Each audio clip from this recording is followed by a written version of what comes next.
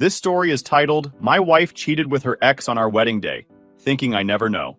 Now she's alone at the altar as I walked out. Hey everyone, before we jump into today's video, big news, I've launched a new Reddit channel. This time the background isn't Minecraft. It's Subway Surfers in a Christmas theme to match the season. Check it out, subscribe, and join the fun. Links in the description. See you there. Now let's start the video. Alright, so here's the deal. I'm Ryan, 30 years old, living in San Diego, and for the longest time I thought I had everything figured out. I was getting married to Sabrina, my girlfriend of 3 years, and honestly, life seemed pretty damn good. She was gorgeous, super outgoing, and could light up a room when she walked in. Everyone who met her would say things like, "Man, you're lucky," and I believed them. I mean, who wouldn't? On paper, she seemed perfect. We planned this big wedding. Like, I'm talking all out. Beachfront venue, fancy catering, a live band, you name it, we had it. It wasn't cheap, but I thought it was worth it. You only get married once, right? Well, at least that's what I thought at the time. But about a week before the wedding, Sabrina started acting different. At first, I brushed it off. Weddings are stressful, you know? Between the guest lists, the decorations, the seating charts. Yeah, it's a lot. But her behavior wasn't just stress. It was something else. She'd suddenly get super secretive with her phone, like always flipping it over when she set it down or stepping out of the room to take calls. I didn't really say anything at first because, honestly, I didn't want to come across as some paranoid fiancé. That's not me. Then one night she was in the shower and her phone buzzed on the nightstand. I wasn't trying to snoop, but the screen lit up and a name popped up. Jason. Now for a second I thought, who the hell is Jason? And then it hit me. It's her ex. Yeah, that Jason. The one she swore was out of her life ages ago. The message wasn't long. It just said, "Looking forward to tonight." That's it. And I'll admit, my stomach twisted a little. I mean, why was she making plans with her ex a few days before our wedding? But then I told myself not to jump to conclusions. Maybe it was innocent. Maybe she was helping him out with something. Sabrina's always been the type to help people. So I decided to just ask her. Later that night, when she was out of the shower and we were getting ready for bed, I said, "Hey, so Jason texted you earlier. What's that about?" She didn't even blink. "Oh, Jason? Yeah, he's just going through some stuff. I've been checking in on him. It's no big deal." She said it so casually, like it was the most normal thing in the world. And maybe it was. But something about the way she said it didn't sit right with me. I didn't push, though. I figured I'd let it go for now. But after that, things started adding up.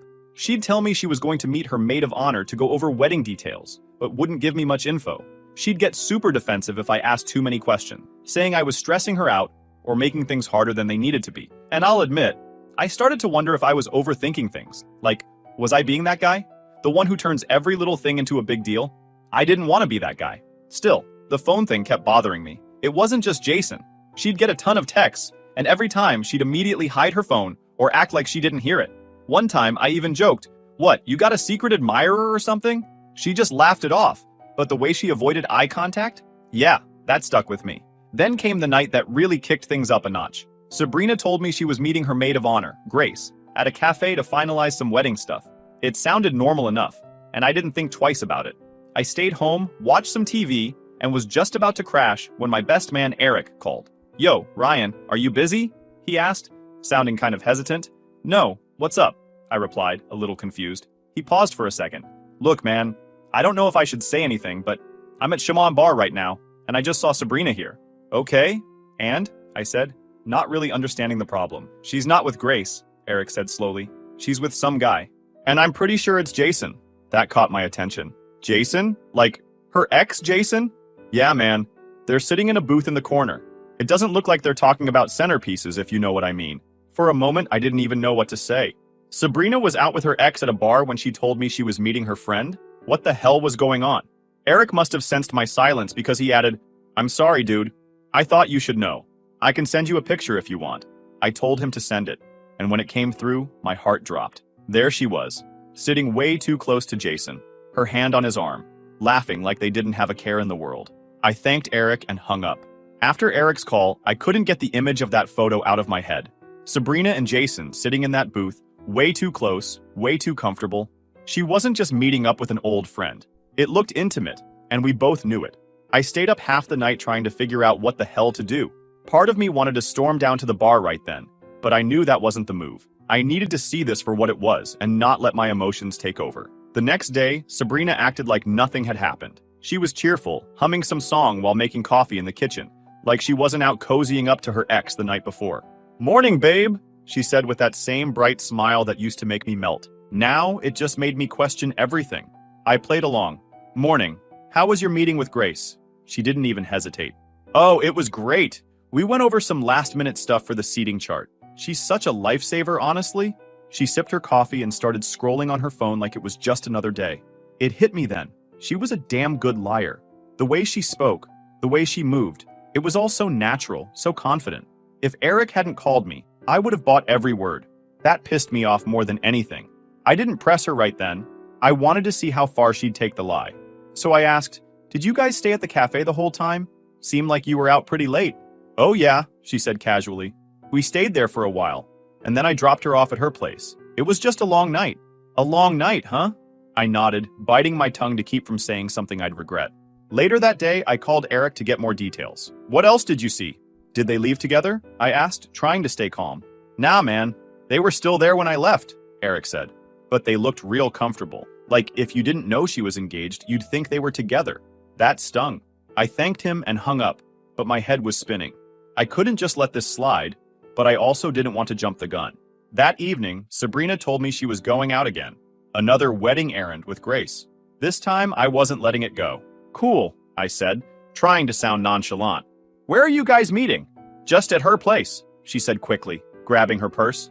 Something about the way she answered made me pause. "All right, say hi to her for me." She gave me a quick peck on the cheek and walked out the door. As soon as she was gone, I grabbed my keys and called Eric. "I'm going to Shoreline," I told him. "Dude, are you sure? What if she's not even there this time?" "I have to know," I said. I parked a block away from the bar and walked in, trying to keep my cool. The place was crowded, the usual mix of college kids and locals. It took me a minute to spot her, but there she was, back in the same corner booth with Jason. They looked even more comfortable this time. She was leaning toward him, laughing at something he said, her hand resting on his. My stomach turned. This wasn't just some innocent conversation. I didn't confront her right then and there. They were in their own little bubble, completely oblivious to the world around them. It was like I didn't even exist. At one point, Jason leaned in close, whispering something in her ear that made her laugh and lightly shove his shoulder. I clenched my fists under the counter, trying to keep myself in check. I stayed for about 20 minutes before I couldn't take it anymore. I left without saying anything, drove home, and sat in my car for what felt like hours. I didn't know what the hell I was supposed to do. We were getting married in a few days. How do you even begin to deal with something like this? By the time Sabrina came home, I'd calmed down enough to play it cool. She walked in, all smiles, and said, "Hey, Grace says hi, by the way." I nodded, barely looking up from my phone. "Oh, cool. Did you guys get everything figured out?" "Yep," she said, kicking off her shoes. "Just a few more things to finalize, and we're good to go." I couldn't believe how easily she lied. She didn't miss a beat. That night, I barely slept again. I kept replaying what I'd seen at the bar, trying to make sense of it. How did she dare cheating on me? The next morning, I decided I couldn't keep this to myself anymore. I called Eric and told him everything. "Dude, you've got to talk to her," he said. "You can't just let this go. If she's doing this now, what's going to happen after you're married?" He was right, but I wasn't ready to confront her yet.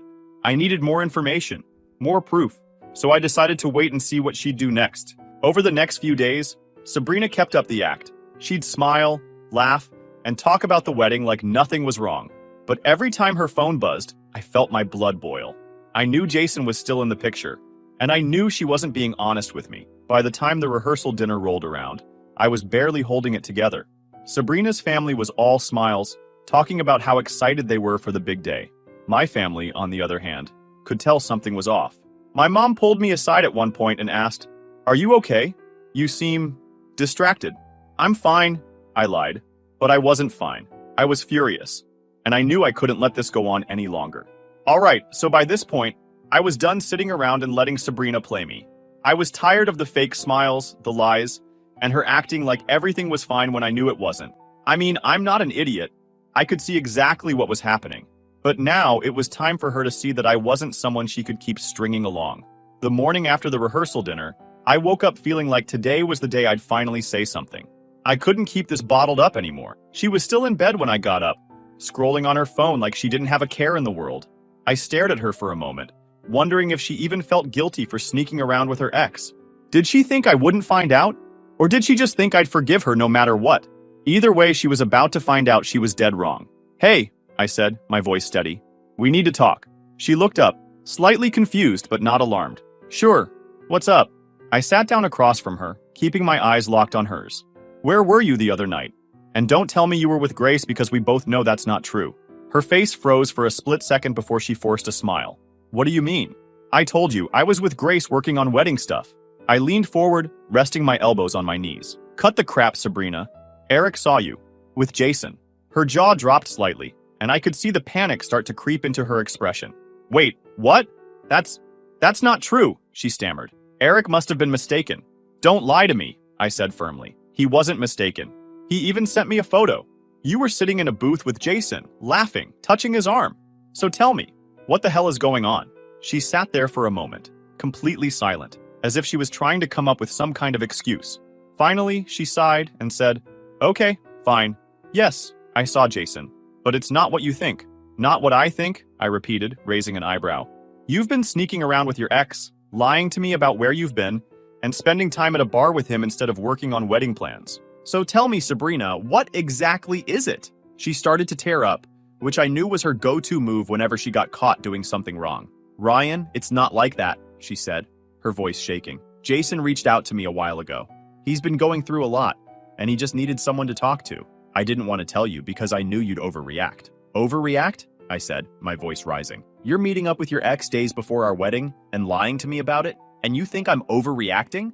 Her tears started to flow now, and she reached out to grab my hand. "Please, Ryan, you have to believe me. I love you. I don't have feelings for Jason. I was just trying to help him." I pulled my hand away, shaking my head. "You don't lie to someone you love, Sabrina.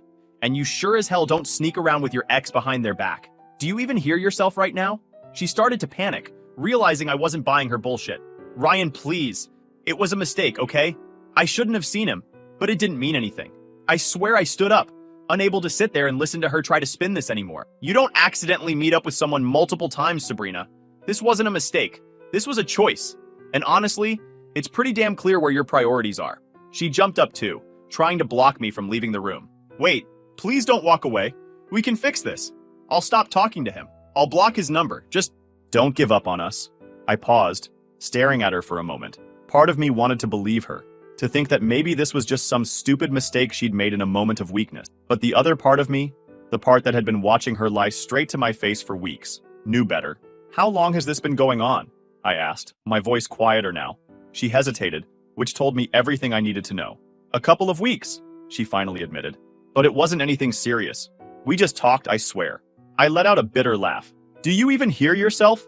You're supposed to be marrying me, and you're sneaking around with a guy you used to date? And you think I'm supposed to just believe it's no big deal?" "It wasn't like that," she insisted, her voice desperate now. "I made a mistake, okay? But it's you I want to be with. Please don't let this ruin everything." I shook my head, stepping past her and heading for the door. "Sabrina, you already ruined everything. I don't even know who you are anymore." I walked out, slamming the door behind me, and got in my car. I didn't know where I was going, but I needed to get out of there and clear my head. When I finally pulled over, I called Eric and told him what happened. "Dude, she admitted to it," I said, my voice shaking with anger. "She's been seeing Jason for weeks." "Ryan, I'm so sorry, man," Eric said. "What are you going to do?" I took a deep breath, trying to calm myself down. "I don't know yet. But I can't just let this slide. There's no way I'm marrying her now." Eric was quiet for a moment before he said, "Look, whatever you decide, just know I've got your back. You don't deserve this, man." Hearing that meant a lot, but it didn't make the situation any easier.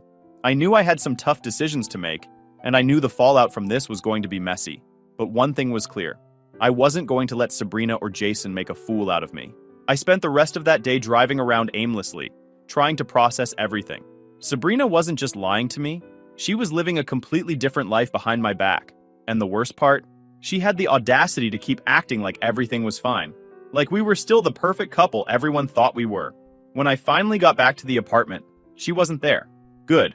The wedding was only 2 days away, and I knew I had to make a decision. Do I go through with it and hope this was just a stupid mistake? Or do I call it off and deal with the fallout? The thing is, calling off a wedding isn't just about you and the other person. It's about the guests, the families, the money you've already spent. It felt like an avalanche waiting to happen. But as much as I hated the idea of disappointing everyone, I hated the thought of marrying someone who didn't respect me even more. That night, Sabrina came home late, as usual. I was sitting on the couch, staring at the blank TV screen, when she walked in. She looked surprised to see me there. "Hey," she said, forcing a smile. "You're up late."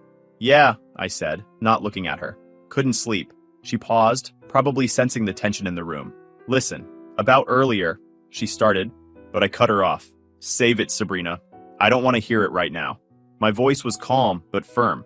I wasn't in the mood for another round of her excuses. She stood there for a moment, then sighed and walked into the bedroom. I stayed on the couch, staring into the darkness, trying to figure out how did the person I thought I was going to spend my life with turn out to be such a liar. It wasn't even just about Jason anymore. It was about trust. And once that's gone, what's left? The next morning, Sabrina acted like nothing had happened. She came out of the bedroom, already dressed and ready to tackle another day of wedding errands. She poured herself a cup of coffee and started scrolling on her phone, completely ignoring the elephant in the room. "So, what's the plan for today?" I asked, trying to sound casual. I wanted to see if she'd even bother to tell me the truth. She looked up, startled. Just some last-minute stuff with Grace," she said quickly. "We're going to pick up the centerpieces and make sure the venue is set up the way we want it." I nodded, playing along. "Sounds important. Need any help?" She laughed nervously. No, we've got it covered. You just relax and get ready for the big day." She gave me a quick peck on the cheek before grabbing her bag and heading out the door. The second she was gone, I felt a mix of anger and relief. Anger because she was still lying to my face, and relief because I didn't have to deal with her for a few hours. Eric called me. "Man, what's your plan?" I paused, staring out the window. "I don't know yet, but I'm not going to let her get away with this. She thinks she can just walk all over me and I'll still marry her? She's in for a rude awakening." Eric laughed. "Now that sounds like the Ryan I know. Just let me know if you need backup." After we hung up, I spent the rest of the day thinking about how to handle this. I wanted to confront her in front of everyone at the wedding, to expose her lies and make her feel the humiliation she deserved. This wasn't just about her. It was about me taking control of my life and refusing to settle for less than I deserved. When Sabrina came home that evening, she was all smiles again. "Everything's coming together perfectly," she said, dropping her bag on the counter. "I think this is going to be the best day of our lives." I forced a smile, trying to hide my frustration. "That's great," I said. "I'm glad everything's working out." She came over and wrapped her arms around me, resting her head on my chest. "I love you, Ryan. I know things have been stressful lately, but I just want you to know how much I appreciate you." Her words felt hollow, like she was trying to convince herself as much as she was trying to convince me. I didn't say anything, just stood there until she let go and went to take a shower. As I sat there, I realized something. I didn't love her anymore. Or maybe I did, but not in the way I used to. The trust was gone. And without that, what was left? A pretty face? And a lot of broken promises? That wasn't enough for me. The night before the wedding, Sabrina was in the bedroom, probably dreaming about walking down the aisle while I was on the couch, thinking about how I was going to handle the next day. I knew I couldn't marry her, but I also knew I needed to make my decision clear in a way she couldn't ignore. By morning, I had a strange sense of calm. I wasn't nervous or angry anymore. I was just ready. Ready to stand up for myself. Ready to put an end to this farce. And ready to walk away from someone who didn't deserve me. Sabrina was buzzing with excitement as we got ready to head to the venue. "Can you believe it? In a few hours, we're going to be husband and wife," she said, beaming. I forced another smile. "Yeah, hard to believe." She didn't notice the edge in my voice, too wrapped up in her own little world. But that was fine. She'd notice soon enough. I played along, answering questions when I needed to, nodding at her dad when he gave me his "don't screw this up" look, and shaking hands with guests as they arrived. It was like I was on autopilot. Inside, I was just waiting for the right moment. When I walked into the ceremony area, the setup was breathtaking. White chairs lined up in perfect rows, flowers everywhere, and the ocean as the backdrop. It looked like something straight out of a magazine. It should have felt special, but all I could think was, how much of this money did I just waste? Guests were slowly filing in, chatting and laughing, oblivious to the disaster brewing. My groomsmen were in place, all looking sharp in their suits. Eric gave me a nod, silently asking if I was okay. I nodded back. No turning back now. Sabrina's family was all smiles, greeting everyone, talking about how excited they were for the big moment. It made me sick. Her dad even came over and patted me on the shoulder. "You ready to officially join the family, son?" I forced a smile. "Absolutely," I said, though the words tasted like ash in my mouth. The music started, and everyone took their seats. Sabrina's bridesmaids made their way down the aisle, looking like they were in some romantic movie. I barely noticed them. I was too focused on what I was about to do. My heart wasn't racing, my hands weren't shaking. I was steady, ready. Then the music shifted to the classic wedding march, and everyone stood. Sabrina appeared at the end of the aisle, her arm hooked around her dad's. All I could see was a liar, a manipulator, someone who had no problem sneaking around with her ex while I was at home planning our future. It was like her appearance was a mask, hiding the person I now knew her to be. She finally made it to the altar, standing across from me with that big, radiant smile. Her dad gave me a firm handshake and whispered, "Take good care of her." I just nodded, too focused on what was about to happen. The officiant began his opening remarks, talking about love, commitment, and the sanctity of marriage. I barely heard a word. I was waiting for my moment. He turned to me and asked the first question. "Ryan, do you take Sabrina to be your lawfully wedded wife?" I took a deep breath, looking Sabrina directly in the eye. Her smile faltered slightly as she noticed the look on my face. "I'm sorry," I said, loud enough for everyone to hear, "but I can't do this." The crowd gasped. A few people murmured, and Sabrina's smile disappeared entirely. What are you doing?" she whispered, her voice trembling. I ignored her and turned to the guests. "I need to be honest with all of you," I said, my voice steady. "Sabrina hasn't been honest with me. For weeks now, she's been sneaking around with her ex, Jason. She lied to me, lied to her friends, and lied to all of you." The murmurs grew louder. Sabrina's mom looked like she was about to faint, while her dad's face turned beet red. The bridesmaids exchanged shocked glances, and my groomsmen just stood there, frozen. Eric, though, looked proud, like he'd been waiting for this moment almost as much as I had. Sabrina grabbed my arm, her eyes wide and full of tears. "Ryan, stop! Please don't do this. You're making a mistake." I pulled my arm away, looking at her like she was a stranger. "No, Sabrina. You made the mistake. You made it the moment you decided to see Jason behind my back. You made it every time you lied to my face. I deserve better than this." She started crying, full-on sobbing now, but I wasn't moved. The crowd was dead silent, all eyes on us. It was like they couldn't believe what they were seeing. "Ryan, please," she begged, her voice breaking. "I love you. I'll fix this. Just don't leave me." I shook my head. Love isn't sneaking around with your ex. Love isn't lying to the person you're supposed to spend your life with. If this is what you call love, I don't want it. She tried to grab my arm again, but I stepped back. "You can cry all you want, Sabrina, but this is over. I'm done." I turned to the officiant, who looked like he wanted to disappear. "Sorry for wasting your time," I said, before walking down the aisle past the stunned crowd. I didn't look back. I didn't need to. The damage was done. As I walked out of the venue, I felt a strange sense of relief. Sure, I was leaving behind a mess, a really expensive mess, but it was worth it. I dodged a bullet, and I knew it. If she was willing to lie to me before we even got married, what would she do after? Back at my car, I sat for a moment, taking it all in. My phone was blowing up with texts and calls. Sabrina, her mom, even a couple of her bridesmaids. But I ignored them. I didn't owe anyone an explanation. I'd said my piece. Eric was the first one to call, and I actually answered. "Dude, that was badass," he said, laughing. "You okay?" "Yeah," I said, finally allowing myself to smile. "Better than I've been in weeks. You want me to grab some drinks and come over? I think you've earned it." "Yeah, man. I'll see you in a bit." As I drove away from the venue, I felt lighter, like a weight had been lifted off my shoulders. Sure, I'd just blown up what was supposed to be the happiest day of my life, but it was better than living a lie. Sabrina would have to deal with the consequences of her actions, and I'd get to start fresh, knowing I made the right choice. When I got home, Eric showed up about 20 minutes later, a six-pack in hand. "Man," he said, walking through the door, "that was insane. You really pulled the plug in front of everyone, huh?" I nodded, slumping onto the couch. Had to. She left me no choice. Eric cracked open a can and handed it to me. You should have seen their faces. Her dad looked like he was about to charge the altar. And her bridesmaids? They were whispering to each other the whole time like it was a reality show. I smirked. Good. Let them talk. She earned it. The voicemails were exactly what I expected. Sabrina's voice was shaky and desperate, alternating between apologies and excuses. "Ryan, please call me back. We can fix this. I know I messed up, but we can work through it." Her mom's message was more aggressive. "Ryan, how dare you humiliate my daughter like that? You couldn't have handled this in private? You owe her an apology." I rolled my eyes and deleted the messages without even finishing them. I didn't owe anyone an apology. If anything, Sabrina owed me one, for wasting my time, for lying, for thinking she could get away with it. A few days passed and the fallout started spreading. Word got around quickly, especially after Eric shared the photo he took of Sabrina and Jason at the bar with a few mutual friends. I didn't ask him to, but I wasn't mad about it either.